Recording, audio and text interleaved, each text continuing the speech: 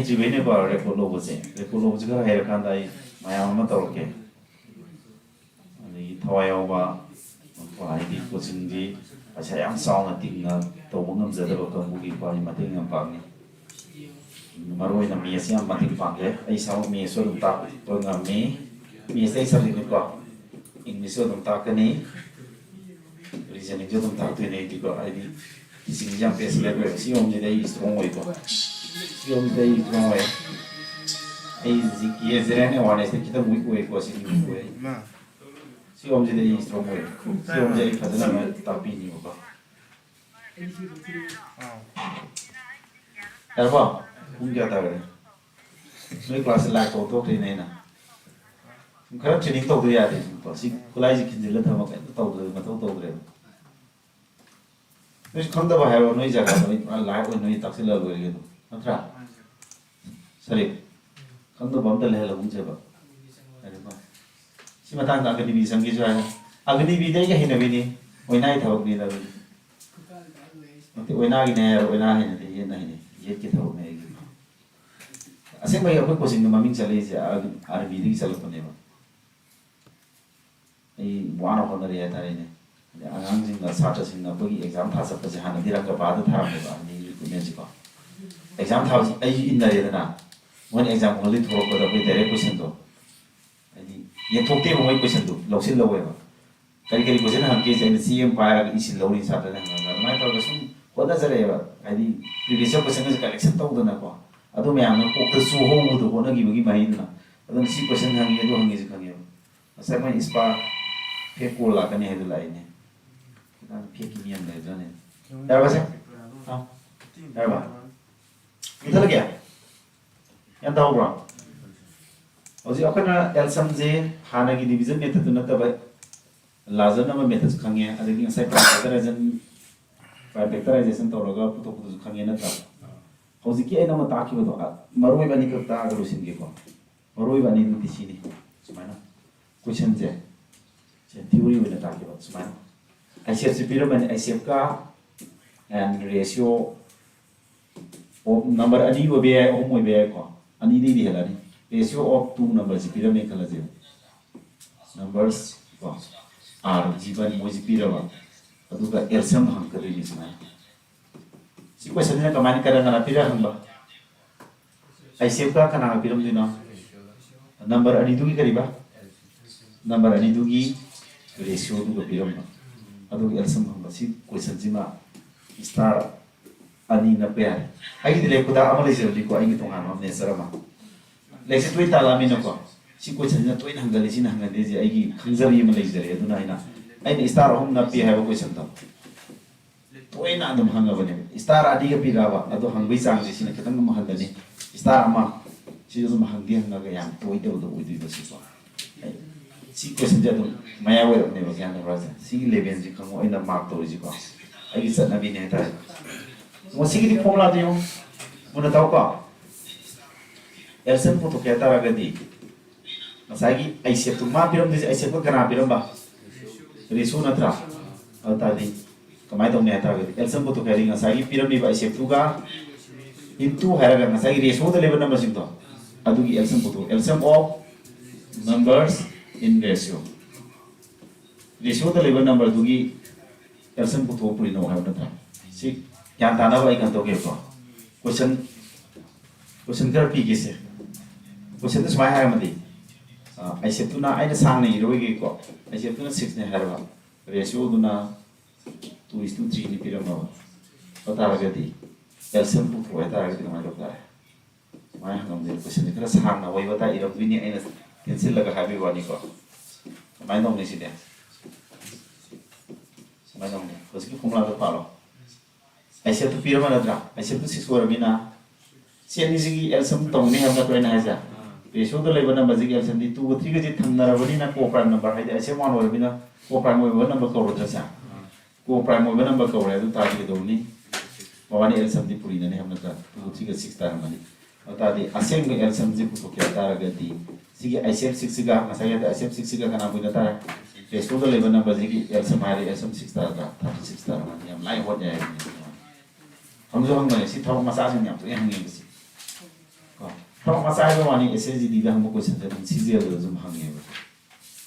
And I focused on the neighbor. Maroin into the active service key exam singa Aduga SSN Loba, GTD or Delhi Police Nursing Mam Yauraga as also officer CZL Goba, Sigo Polman. She go what of Winnebuka. I think he's command defense service exam. Season Sanara can CZL give me a schedule Sana name was Lu with the CDs and Kitan Google and Maneva. The banking sectors of Kitan Karakana, I own the Kana or me at Sikitan Tane Musica. Aduga, Tai will live in the Agadi bigger than the anti-line. And that's a more Kaliva is such as into some line of I know quite causing the quite very hatred of Masaka, other than be Kalid. I'll tell the titles in the Epta Moina. Aduga, my blue race in Lamzido. We did not. You see, again, not to me. The question of late for much ladies. She can't die to talk of money more to one slave, Gamana. Similar about Hurricane. Some life last over here is studying it and the same talent. See, they are not from our talking. But I'll give us a my pyramid of my dog. Pyramid in one and is my pyramid. One pyramid. L7 to Piramaba, L7 and ratio the pyramid. Ratio the si Piramaba. Aduga, I say when I have my doctor. We said the owner ever know for my doctor. Aside of what only in a trana, Pirama. See a single some the pyramid in a draw. Aduga, ratio to a pyramid in a draw. She would I said to put a draw. She was in a eager. We should eat a guess. Mine has it. Elsamduna's mine haraba. Elsamduna was equal to Turkey, Elsamduna 36 Neharaba. The ratio do not wish to 3 Neharazine. I said to Garano, Hami, and Kamato Plaza there. Ah, but the Kamato Pomlado. The Pomla Sahe. I said to Kadikanata, Sinami Rosina. From the Elsam to the Assembly Elsam can I enjoy. I said to Kadikanana, Pomlaza. I said to Kadi, Assembly Elsam to that. Assembly Elsam to Kana, entire Elsam of Kanana. Elsam of Kana, ratio the labor numbers in Dugi, Elsam to the Yellow. Pomla among lies. Yandarva, aside Pomla to the Ontori University from Wolves. So my person is money more from money. I said to Kadakata today. Assembly Elsam to Gano, 36 not drop. Number ratio the labor numbers in Elsam Gano, 2, 3 Elsam Gano. 2, 3 Elsam 6 not drop. 6 near and Educatara. 6 not 36 6 to my dozen. I recall.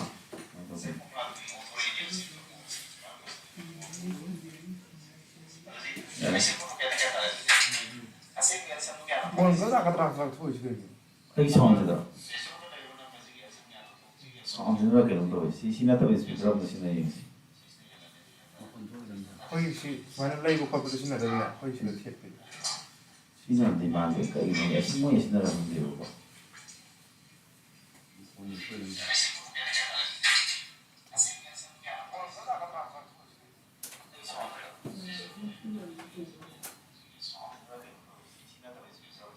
Ya what's it? Huh? Ba. Si bok tau sing si di. 네, 타이 나이다. 타라가 아니죠. 나 타면 해 타다 봐 마. 또 물어봐. 아, 야 봐. Si bok tau gì? Mong mai tau ko tau tu na tau ra kini ba ijo. Eti. Ato ka service ni tau ji ba ngasi di na ki ju demo na pa. Ai first time na.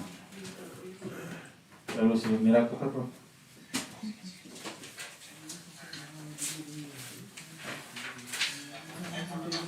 Jangan nuai. Ah. Jangan nuai.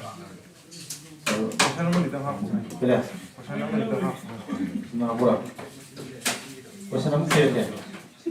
Saya pasal nama ni ka hak je. Saya. Pasal nama ni ka hak. Saya kata apa?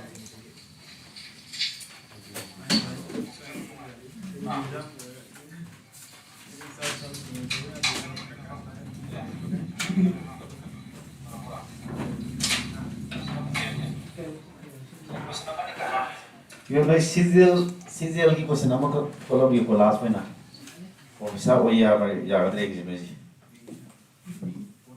CGL tier 1 की को, find E लगी question ji, find the least number divisible by, find the least number divisible by 2, 3, 5, 6, 9 and 18. This is a I just can't do question you can prepare to what not go. I prepare to like that day.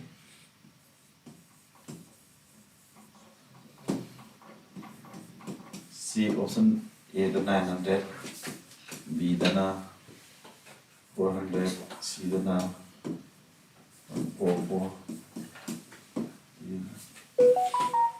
Prepare to like that day later the Heavy everything is quite new was it when I have just a name like people.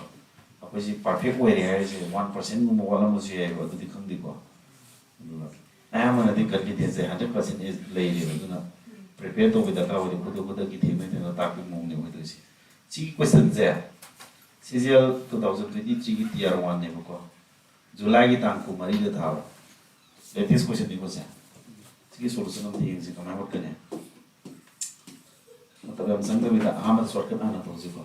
Find the least number.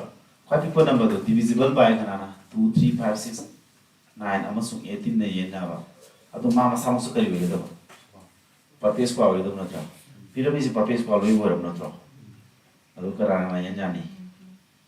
Si na siya na to na siya na wala. Tadi mo yung gi elsen to ni elsen to degi mo na to pare. Ada di speed hana unna wo tawgi ge easy ko.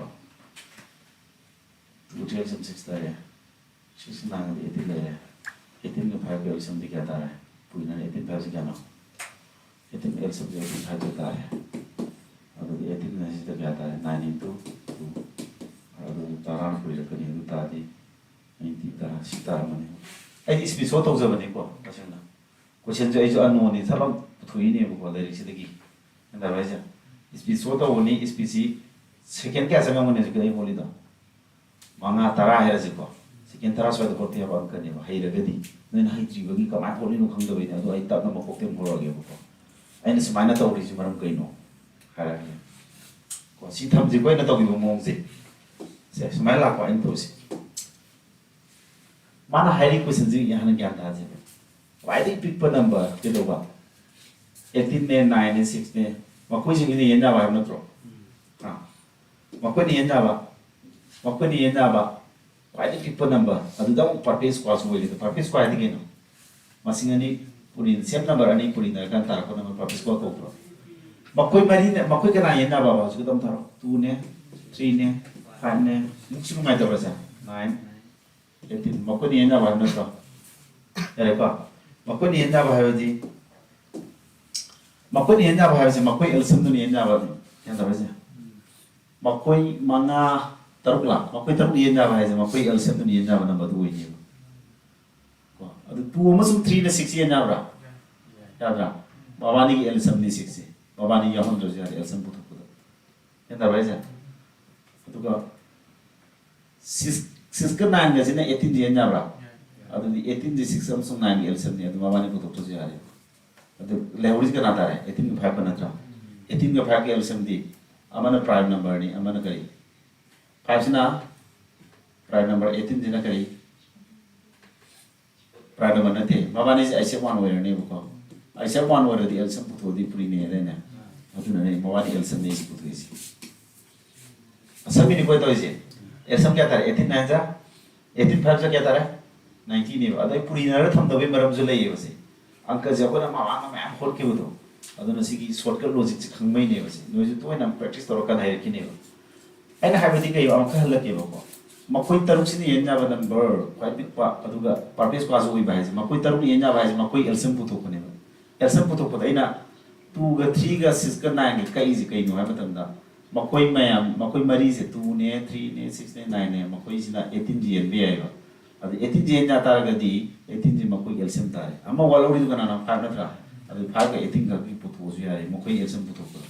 हाइनिंग अदुदी 5 का 18 नदी ममानी जी को prime मोइदब number ओइबनिना आइसेमान ओइबनिना को मोइ एलसम नि पुरिनरनि अदु एलसम सि तारद्रा मको एलसम जे मको नि यन्या रमदौने अदु परपिस क्वादी उम ओइदि अखोन परपिस क्वा ओइबम थिरकदब मो वाली 18 का 5 का जिन एलसम तारेबो को 18 का 5 का पुइना जिन एलसम ताराने हेबदि मको तरुक सिनि यन्या राने बट अदु सि परपिस क्वा ओइदमनि परपिस क्वा ओइबम संगी परपिस क्वा आइदि केनो परपिस क्वा आइदि समानब नंबर दो अनिर पुइनगदो नत्रा अदु दिसि 18 जे इन 9 into 2 वन थम याब्रा याब्रा सिदा 5 अमा लेजरि नत्रा अदु दसि परपेस क्वा ताब्रा 5 से परपेस क्वा तागेदि मागी जुरा अमा वात्र 5 अमा वात्र सि 9 दि मसाइ परपेस क्वा ताजरे सिम थम 2 जि माइ परपेस क्वा तानब 2 अमा वालि जुरा अमा 5 से हाना लेरनि जे सिदा अमा गम पुरि नम संगे दे हाना लेरम बद कना कना पुरि सिले हाना लेरम अनो पुरि सिले पदि यावरि कना कना नो 2 गा 2 mai jale ko nang ga 2 han le jare 5 ma ga nang ga 2 ga 5 ka san le ra me ase ano ga 10 na puri ko sama ne ba adu di hana ga lsm ha di lsm 90 du ga 10 na puri ko sama ne adu di 900 ta ne ha number si 900 di moi lsm ori ba mako gi lsm ori ba 90 ni nya bro adu di 90 ni mako gi lsm ni nya ba ji mako problem no si nya ra ne adu ko perfect ko sama sai ho jare adu si ne so es noi ta ko des explain ko ga ku bi ma ni da e ko sia suma ta se dum si CGL level have one ever noi ka ro da ma hangi ba si GD level da ma hangi ma ne ba si adu mi exam hang GD level ko si ne ne ji ko pare pas ko si ne si la lo si copy ta ko ta ta process to ha ko sa na ai February